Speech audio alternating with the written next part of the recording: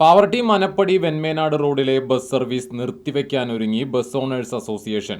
Road സഞ്ചാരയോഗ്യമല്ലാതായി മാസങ്ങൾ കഴിഞ്ഞിട്ടും അധികൃതർ തിരിഞ്ഞു നോക്കാത്ത സാഹചര്യത്തിലാണ് സർവീസ് നിർത്താൻ ബസ് ഓപ്പറേറ്റേഴ്സ് നിർബന്ധിതരാകുന്നത്. മനപ്പടി മുതൽ വെന്മേനാട് സ്കൂൾ വരെയുള്ള റോഡിന്റെ ഭൂരിഭാഗവും തകർന്നു കിടക്കുകയാണ്. പാവർട്ടിയിൽ നിന്നും 15 മിനിറ്റ് സമയമെടുത്താണ് ബസ്സുകൾ വെന്മേനാട് എത്തേണ്ടത്.